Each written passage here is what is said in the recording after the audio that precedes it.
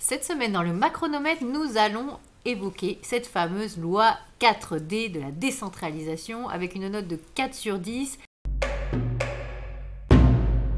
Et la première question qu'on se pose quand on lit ce texte de loi qui vient d'aller au Conseil d'État, c'est où est passé le bon sens dans tout ça? Parce que effectivement, le gouvernement voulait taper un grand coup avec un nouvel acte de décentralisation. Et bien ce nouvel acte, il est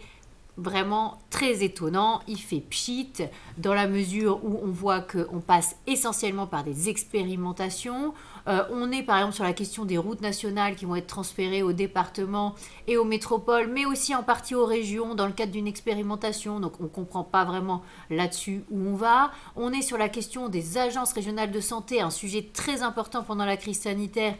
où les élus locaux vont avoir 2 sièges de vice-présidents et les territoires vont pouvoir financer les hôpitaux,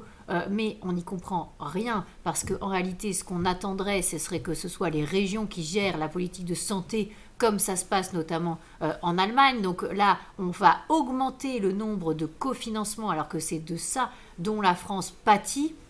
Sur l'éducation, autre sujet, eh bien, les personnels techniques des lycées et des collèges qui ont la double tutelle à la fois de la collectivité qui les emploie, mais aussi du chef d'établissement qui est employé par l'éducation nationale, eh bien là, on ne va pas trancher, on va juste aussi faire des expérimentations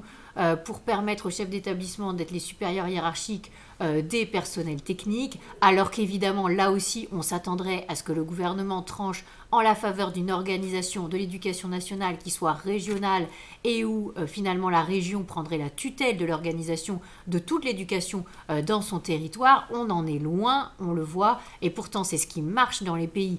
qui nous entourent. Et puis dernier sujet, le RSA, où là les départements et la CAF s'en occupent sur le territoire et où on voit aussi la limite avec l'explosion du coût du RSA ces dernières années pour les départements. Au lieu de dire qu'on renationalise, c'est la logique, et